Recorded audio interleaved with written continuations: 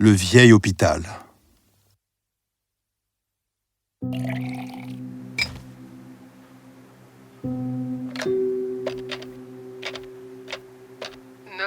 Quel est votre problème?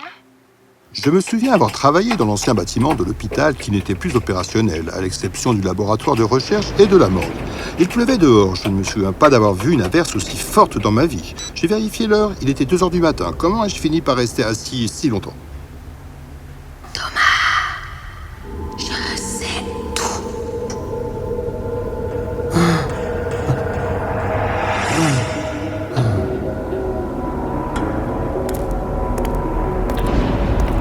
J'ai essayé de réserver un tour, mais je me suis rendu compte que mon téléphone n'avait pas Internet. Pas de réseau. Étrangement, le Wi-Fi ne fonctionnait pas non plus. C'est bizarre. J'ai blâmé la forte pluie pour le réseau. Peut-être devrais-je demander à la réceptionniste d'organiser un tour pour moi. J'ai appelé la réception. Personne n'a répondu.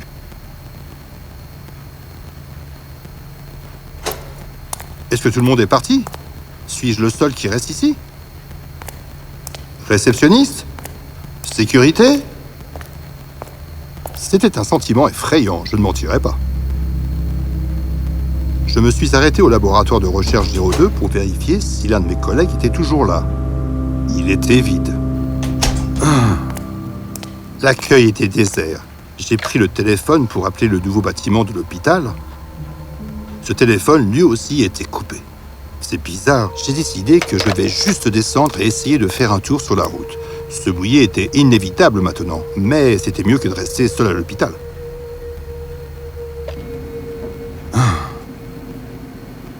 Thomas, je sais tout. Mon Dieu, ce doit être l'ascenseur le plus lent du monde entier.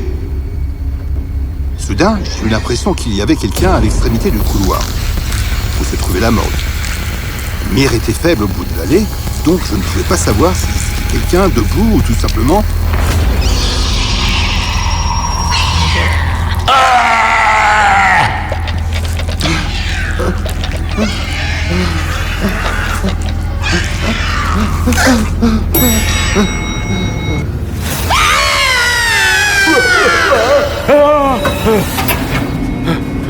Il y avait des rumeurs sur ce bâtiment hanté, mais aucun d'entre nous ne l'a jamais pris au sérieux. 20 ans en tant que médecin dans cet hôpital et je n'ai jamais rien vu de tel. Je frissonnais, je voulais vomir.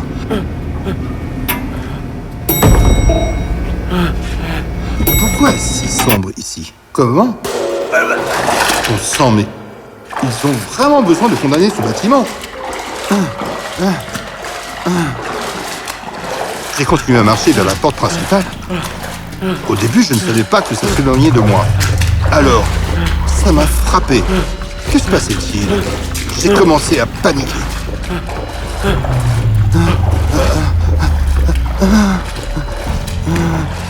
Je me suis arrêté et je regardais les murs autour. Je pense que j'ai vu quelque chose bouger. Mon cœur cognait dans ma poitrine. La peinture sur le mur a commencé à trembler. Les images dessus et les personnages ont commencé à bouger.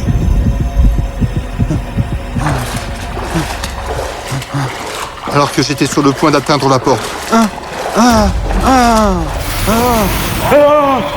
J'ai ouvert les yeux. Les lumières s'étaient rallumées et étrangement, il n'y avait pas d'eau. Je me suis retourné pour voir le couloir. C'était calme, à l'exception des lumières qui clignotaient. À part ça, tout était normal. J'ai un soupir de soulagement. Mais alors que je me retournais... Vous ne vous souvenez pas de moi, Thomas? Son ventre dépassait comme si elle portait un enfant à l'intérieur d'elle. Qui êtes-vous? Qu'est-ce que vous voulez de moi? Je veux que tu nous acceptes. Ne vous approchez pas de moi. Vous voyez, je vous mets en garde. Acceptez-nous, Thomas. Alors qu'elle commençait à se diriger vers moi, J'ai reculé sans me rendre compte que l'escalier était juste derrière moi. Ah, ah, oh, oh, oh. N'essayez pas de nous échapper, Thomas. Je me suis relevé et j'ai commencé à descendre les escaliers en courant.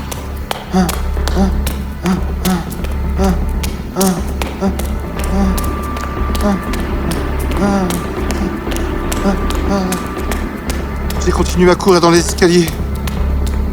Mais il n'en finissait pas. Je ne sais pas si je perdais la tête ou si cela se passait réellement.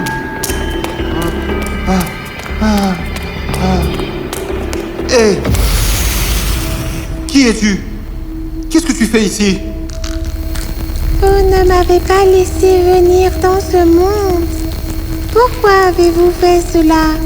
Quoi? Mais de quoi parlez-vous? Ah, attendez. Non, non, non, non! Elle sauta. Cette petite fille sauta. J'ai couru vers la fenêtre et j'ai regardé en bas. Ma tête a tourné. Le sol regardait plus bas qu'il ne l'était en réalité. Et j'avais l'impression d'être au 30e étage. Mais le bâtiment n'avait que 12 étages.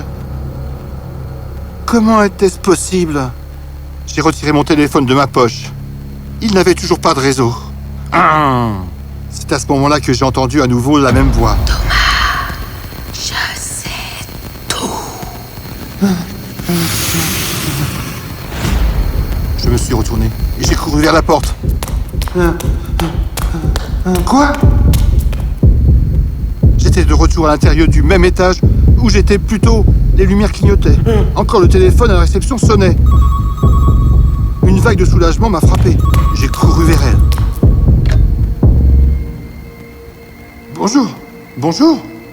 Je suis coincé ici, s'il vous plaît, aide-moi. Bonjour, Thomas. Thomas, c'est moi, Anita. Je l'ai vérifié à nouveau, je suis sûrement enceinte. J'étais sur le point de parler quand j'ai soudainement entendu ma voix. Comme si un autre moi était sur la ligne aussi. Anita, tu sais quoi faire? Nous devrons inventer le bébé. Non, Thomas, je veux le garder. C'est notre bébé, Thomas. Mais Anita... Je suis désolée, Thomas. C'est le signe de notre amour. Et Thomas, je veux le dire à Rebecca aussi. Anita, non. Tu ne feras rien de tel. C'est ma femme. Thomas, elle doit savoir. C'est ma sœur. Je ne peux pas lui cacher. D'accord, écoute-moi. Laisse-moi venir te voir, d'accord? Parlons d'abord et voyons comment lui dire. Cool. Ne lui dis rien avant que je te voie. D'accord, Thomas. Je t'aime. Au revoir. Alors que je tenais le téléphone en écoutant la conversation entre ma belle-sœur et moi, les souvenirs m'envahirent. Je me suis souvenu qu'il y a 2 jours, après avoir reçu l'appel d'Anita, je suis allé la voir avec un plan tout prêt dans ma tête. Merci d'être venu. Tu sais que j'ai vraiment besoin de ton soutien pendant cette période. De quoi s'agit-il? Ce n'est pas une photo, c'est une illustration. Je l'ai fait. J'imaginais à quoi ressemblerait notre fille. Et j'ai fini par l'élaborer.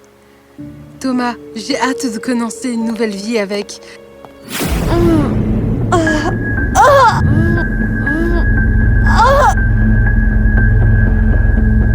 Je l'ai chloroformée. Elle est tombée au sol. Puis, je lui ai injecté un médicament qui arrête le cœur instantanément. Il ne peut pas être découvert si la personne en est morte depuis plus de 24 heures. Mon plan fonctionnait parfaitement. Ensuite, je l'ai mise dans la baignoire et je l'ai remplie d'eau. Elle allait s'y noyer.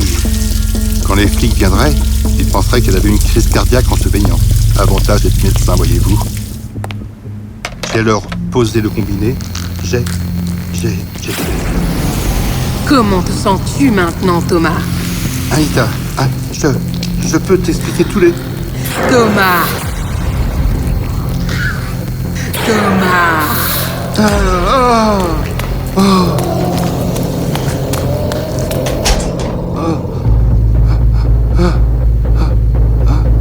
J'ai sorti mon téléphone. Je voulais tout dire à Rebecca. Elle seule aurait pu me sauver alors. Mais mon téléphone ne fonctionnait toujours pas. Ah, quelle bêtise! Oh!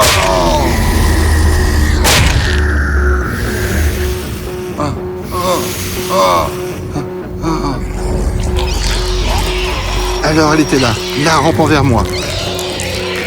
S'il te plaît, Anita, je t'aimais, tu le sais. Mais elle n'a pas écouté et a continué à ramper vers moi. J'ai fermé les yeux, les serrant fermés, et puis quelque chose s'est passé, quelque chose auquel je ne m'attendais pas. J'ai entendu le bruit d'une armoire de morgue sortir, j'ai ouvert les yeux. Anita n'était plus là. J'ai regardé à ma droite vers l'armoire, mon corps s'est figé. Pour le cadavre en elle était le mien. Le trou d'une balle en plein centre de mon front. Quoi? Et c'est là que ça m'a frappé. Je me souvenais de tout. J'ai été tué, hier, par ma femme, ma femme qui m'avait tiré dessus. Ainsi, tout cela alors que j'étais juste...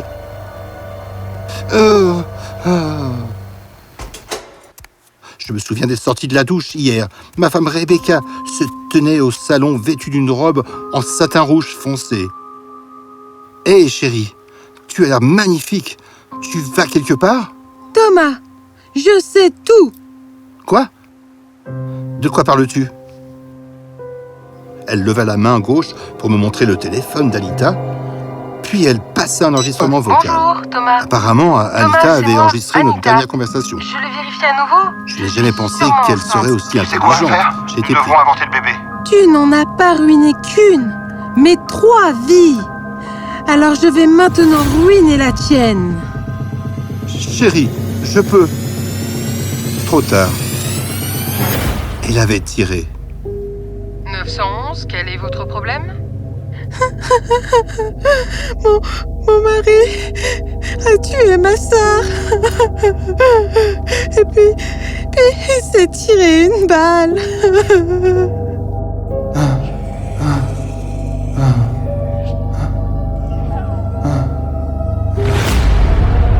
Oui, nous sommes destinés à être toujours ensemble maintenant. Pour toujours, Thomas. J'ai eu ce que je méritais. Non.